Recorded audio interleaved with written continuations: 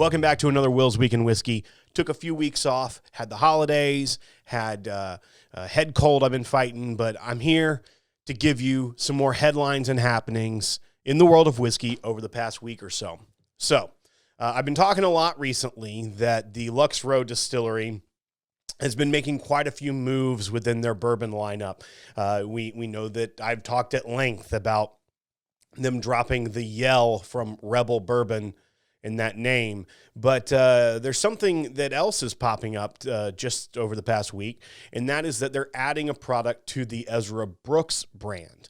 Now, they already have had a 90 proof bourbon, a 90 proof rye. They have a bourbon cream, I believe. They have the 7-year barrel strength bourbon, which was met with a lot of acclaim a few years back and was hard to find on the shelves actually for a little bit of time. But now they're adding a 99 proof non-age stated straight bourbon to the lineup. Now, it's going to be a very affordable offering. It's going to be priced at around $25. It's launching this month. This is January 2021. It's launching this month in the United States, and it's going to be at that affordable kind of not like bargain bin type pricing, but not quite like call whiskey maybe, and kind of around the same product line as like a Wild Turkey 101 or even like a Buffalo Trace has the around $25 price point. So it's kind of meeting right there. But I'm excited to try it. I like a little bit higher proof. It's an interesting number, the 99 proof. We're going to see if it's going to be just as high of quality and a bargain for that $25 price point as the 7-year cast strength was, which was in the 40s for the 117 proof whiskey that was in that bottle. I did think it was very interesting that on their tasting notes on the website for the finish, they described it as smooth and drinkable, which is probably the least effort I've seen out of a marketing department in the world of whiskey in quite some time. Normally it's something a little bit more sexy, something with some buzzwords and everything, but just smooth and drinkable. So they're probably not going fully for the whiskey connoisseur that really wants to have a ton of tasting notes and a long finish. They're just calling it smooth and drinkable. For $25, I'll pick up a bottle. I'll give it a shot. We'll probably do it on the podcast as soon as we can get our hands on one.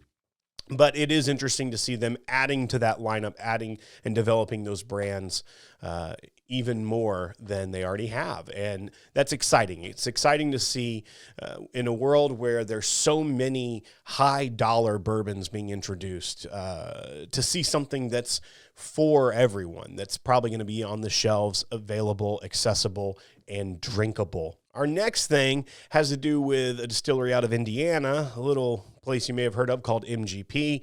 One of the most popular things in the world of whiskey for several years has been barrel picks of MGP products, where companies were sourcing barrels from the old Seagram distillery in Lawrenceburg, Indiana. You could get them from a number of brands that were non-distiller producers that were sourcing their whiskey from the MGP distillery, and they had a bunch of different mash bills, and you could do different proofs and all sorts of different things. It was always quality whiskey, though, and that's what kind of made them a cult following within the bourbon world. Well, they decided to launch their own brands a couple years back instead of just being a source of whiskey for non-distiller producers. And one of those is the George Remus brand, and the other is Rossville Union. And so what we're looking at now is that last year they released, for the first time ever, single barrel picks of the Rossville Union rye. So stores were able to get those last year, and that apparently was met with success because they are now expanding the Rossville Union offering to 3 different rye mash bills that you can pick from. They are bottled at cast strength, and they are actually going to be available for pre-order for accounts starting March 15th of this year, and then those barrels will be delivered by August of this year. So it's kind of interesting to see that they clearly had success by just releasing these single barrels under their own house brand and letting stores pick that.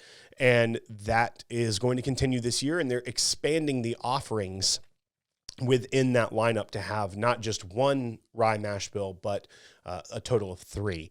They also, for the first time ever, are adding bourbon single barrel selects to this program under the George Remus brand, which is their bourbon brand that comes out of MGP.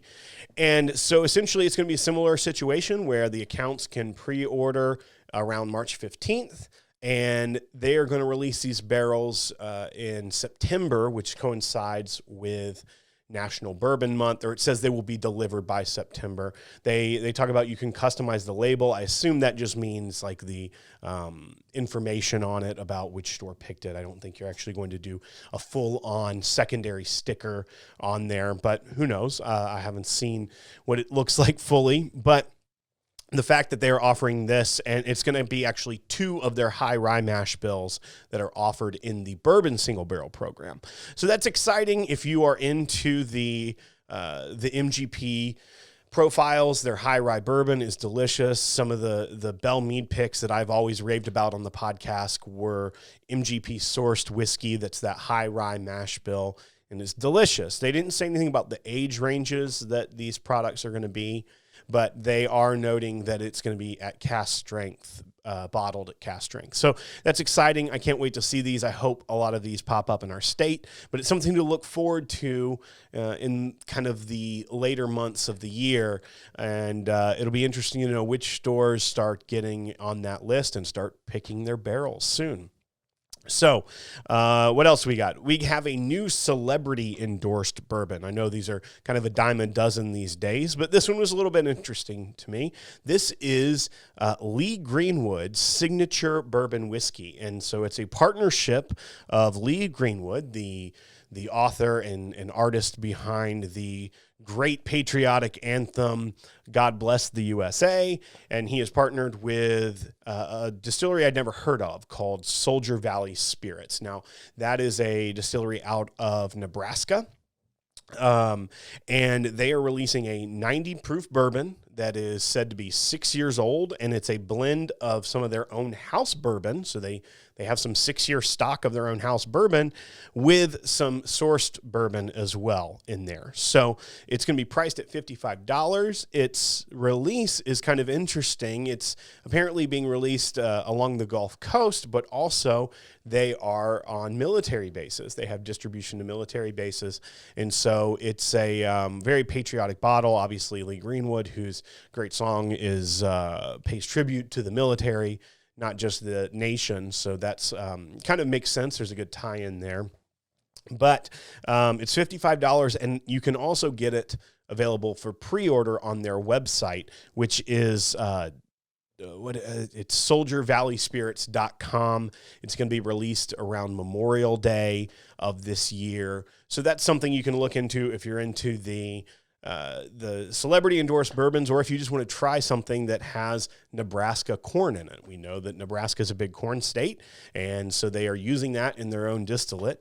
And that'll be kind of an interesting pickup, maybe if you want to have the celebrity endorsed bourbon, but maybe you just want to try something from a smaller distillery and producer, and that is making some of their own distillate to go into a 6-year product. It's pretty interesting to me. I'll probably try to pick up a bottle and try it out and see what it's like. But also, as I wrap up this section, I do want to note that Lee Greenwood has an excellent children's book out called Proud to Be an American. So if you've got kids or grandkids and you want to pick that up, and it's basically a children's book to the lyrics of his song, but a good close family friend, Amanda, actually did the illustrations for it. It's beautifully illustrated, and you can pick that up at leegreenwood.com. So that's a little shameless plug there for a friend, and I thought it had a nice tie-in today. So that's going to do it for this week on Will's Week in Whiskey. You can check us out at thepodcast.com, or follow us on all our social media, or listen to our show, The Podcast, wherever you get your podcasts. I encourage you to subscribe to this channel, ring the bell so you get notifications, because not only am I doing these videos, but my good friend and co-host, The Grease, now has his show, which is called Killing It with Grease. It's a very fun time of his personality having kind of the instead of the first take on a bottle of whiskey, like what I do with the fresh crack, where I open it and I give you kind of like, what's the first impression on this bottle? He is having the last take on it and talking about some of the memories that he's had with the bottle, why it was special to him, and what he thought about it now that he has killed the bottle and it's empty. And he finishes it right there on that show. So that's one thing you'll be able to find on this channel. Please subscribe. We appreciate it. And we'll talk to you next time on Will's Week in Whiskey.